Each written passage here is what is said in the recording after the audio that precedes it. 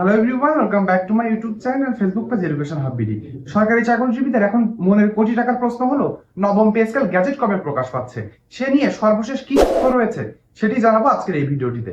এই ভিডিওটি দেখলে আপনি দুইটা গুরুত্বপূর্ণ বিষয় সম্পর্কে জানতে পারবেন। সেই দুইটা গুরুত্বপূর্ণ বিষয় থাকছে আপনার মোবাইল বা কম্পিউটার স্ক্রিনে। প্রথমে আপনি জানতে পারবেন নবম পে স্কেলের গ্রেড ভিত্তিক বেতন তালিকা সর্বনিম্ন এবং সর্বোচ্চ কত থাকতে পারে। 2 নম্বরে থাকবে এবং ভিডিও শেষ অংশে থাকবে যে আপনার নবম পে স্কেলের গ্যাজেট সম্ভাব্য কত তারিখে প্রকাশ পেতে পারে এবং কিভাবে প্রকাশ হতে পারে। এই দুইটা গুরুত্বপূর্ণ বিষয় জানতে পারবেন এই ভিডিওটি দেখলে, তাই বলবো ভিডিওটি টানবেন না, না টেনে একদম শেষ পর্যন্ত দেখবেন। আমি অল্প সময়ের ভিতরে সর্বশেষ তথ্যগুলো আপনাদেরকে জানিয়ে দিব। তাহলে চলুন আমরা সময় নষ্ট না করে ভিডিও মেন অংশে চলে যাই। আমরা ভিডিও মেন অংশে চলে এসেছি। প্রথমে আমরা জেনে নিব যে আপনার যে বেতন তালিকা অর্থাৎ গ্রেড ভিত্তিক বেতন তালিকা কেমন হতে পারে, সর্বোচ্চ সর্বনিম্ন বেতন কত হতে পারে। আপনি এখানে একটি ছবি দেখতে পাচ্ছেন যেখানে 20,000 টাকা সর্বনিম্ন এবং 1,60,000 টাকা সর্বোচ্চ একটি বেতন তালিকা দেওয়া হয়েছে। আমরা জানি আমাদের জাতীয় বেতন কমিশন 2025 কর্তৃক এই চূড়ান্ত রিপোর্টটি দেওয়া হয়েছিল।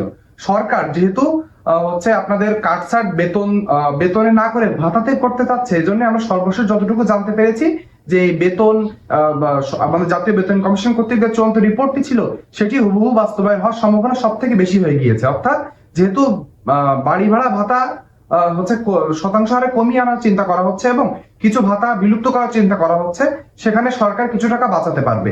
অন্যদিকে আপনার 10 বা 15% হারে যে বিশেষ প্রণোদনা বা মহার্ঘ ভাতাটি চালু ছিল সেটি চলে যাচ্ছে।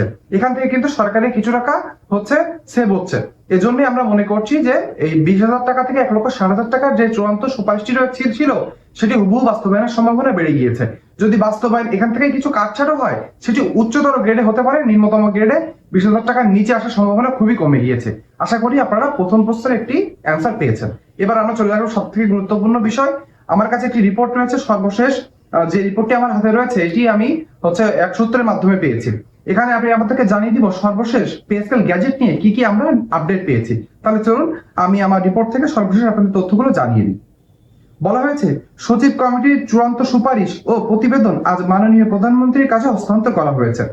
নবম পে স্কেল খসড়া গ্যাজেট সম্পূর্ণ প্রস্তুত করে প্রকাশের জন্য প্রস্তুত রাখা হয়েছে। তার মানে আপনারা বুঝে গিয়েছেন এখন কিন্তু খসড়া যে বাজেট অর্থাৎ প্রধানমন্ত্রী অনুমোদনের আগে যে বাজেটটি যেভাবে খসড়া প্রস্তুত করা প্রয়োজন সেটা কিন্তু অলরেডি ডান হয়ে গিয়েছে।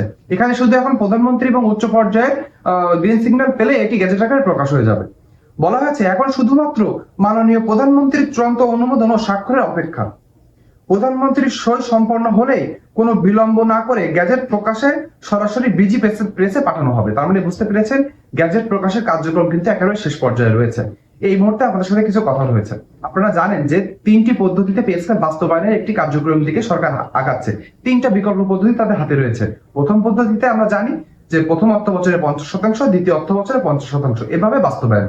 2 নম্বরে রয়েছে প্রথম 1 থেকে 9 গ্রেডের জন্য আপনার 40% এবং 10 থেকে 20তম গ্রেডের জন্য 60% বাস্তবায়ন। এবং এটি কিন্তু আমরা সর্বশেষ তথ্য অনুযায়ী এই দিকে বাস্তবায়নের সম্ভাবনা সরকার বেশি নজর রাখছে। এবং আর 3 নম্বর বিকল্প পদ্ধতি যেটি 10 থেকে 20তম বা 11 থেকে 20তম গ্রেডের সরকারি চাকরিজীবীদের বেতন 100% বৃদ্ধির একটি প্রস্তাবনা হাতে নেওয়া হয়েছে। এই 3টা প্রস্তাবনার ভিতরে যে কোনো একটি বিকল্প রেখেই কিন্তু সরকার এই গ্যাজেটটি প্রকাশ করবে। এজন্য যত সময় পর্যন্ত গ্যাজেট প্রকাশ না হচ্ছে সরকারি চাকরিজীবীদের কাছে একটি অনুরোধ থাকবে যে সকলে একসাথে এক সুরে বলবেন আমাদের নবম পে স্কেলের বেসিক একবারে বাস্তবায়ন চাই। অর্থাৎ এই বেসিকে যেন কোনো কাটছাড়া না করা হয়।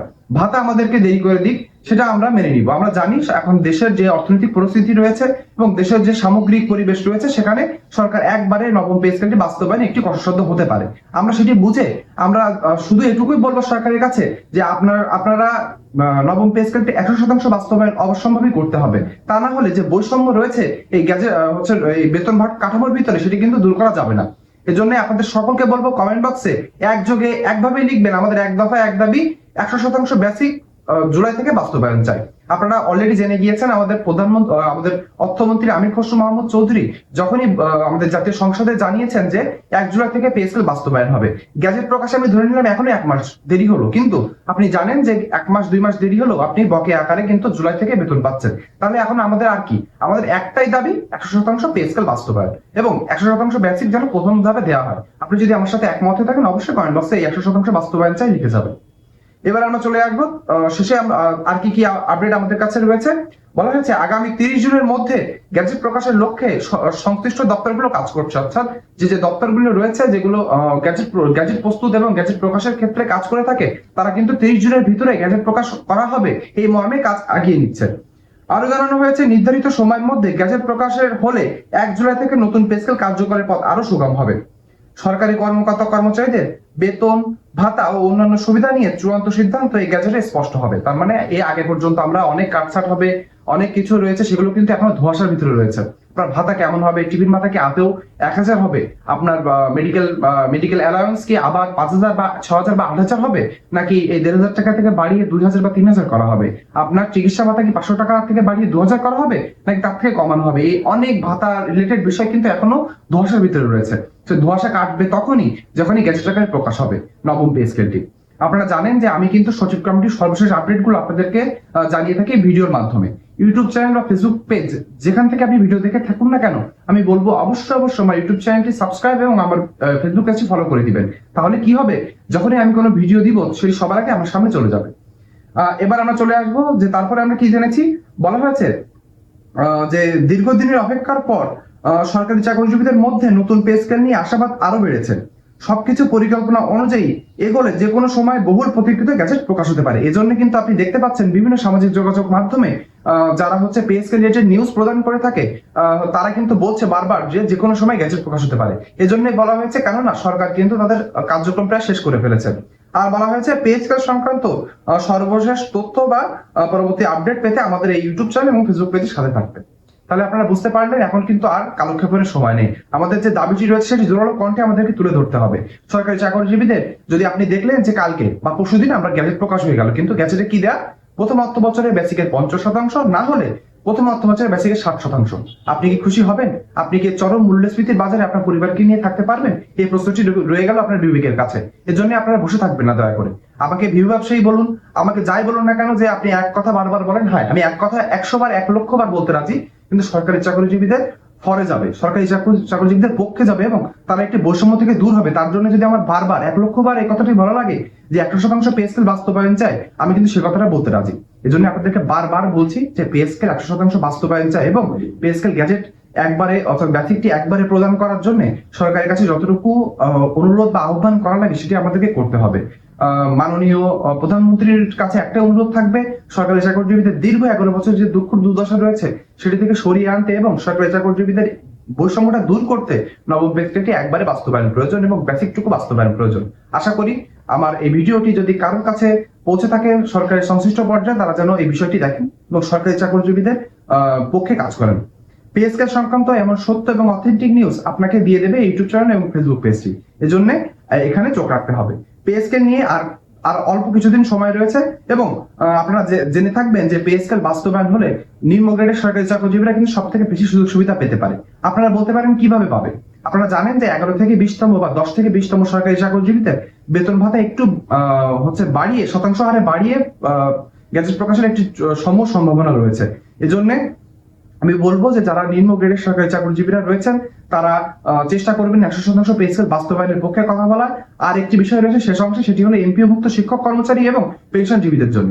প্রথমে আসি এমপিওভুক্ত শিক্ষক কর্মচারীদের জন্য। এরা অবহেলিত শিক্ষক জাতি, হয়তো বাংলাদেশের ইতিহাসে আর অন্য কোনো হচ্ছে জাতি বা গোষ্ঠী নাই। এনাদের বেতন 1 মাস থাকে না, এনাদের হচ্ছে বাড়ি ভাড়া নামে মাত্র পান এবং আপনি শুনলে কষ্ট পাবেন যে মাত্র 500 টাকা হারে তাদেরকে চিকিৎসা ভাতা দেওয়া হয় আর অন্য কোনো ভাতা দেওয়া হয় না। তাহলে আপনি তাদের কাছ থেকে 10% কেটে রাখবেন আপনার বেসিকের এবং আপনি সুযোগ সুবিধা খুবই মিনিমাল দিবেন, তাহলে কি দেশের যে মেরুদণ্ড গড়ার কারিগর যারা রয়েছেন তারা কি ভালোভাবে বাঁচতে পারবে? আমি মনে করি কোনোভাবে সম্ভব হবে না। এই জন্য সরকারের কাছে অনুরোধ থাকবে এমপিওভুক্ত শিক্ষক কর্মচারীদের পে স্কেল যেন আমাদের সরকারি চাকরিজীবীদের সাথেই বাস্তবায়ন এবং সাথে সাথে গ্যাজেট আকারে প্রকাশ করা হয়, এদিকে সরকার নজর দেবে। অন্যদিকে পেনশন মুক্তদেরও সেম কথা, তারা যে সুযোগ সুবিধা পান সেটি খুবই অপ্রতুল।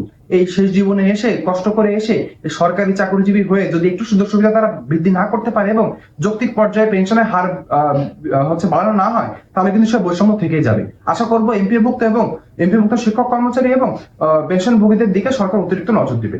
পে স্কেল সংক্রান্ত এবং সত্য অথেন্টিক নিউজ পেতে হলে সকলে এই ইউটিউব চ্যানেল এবং ফেসবুক পেজে চোখ রাখবেন। ভিডিওটি না টেনে শেষ পর্যন্ত দেখার জন্য সকলকে ধন্যবাদ। সকলে ভালো থাকবেন।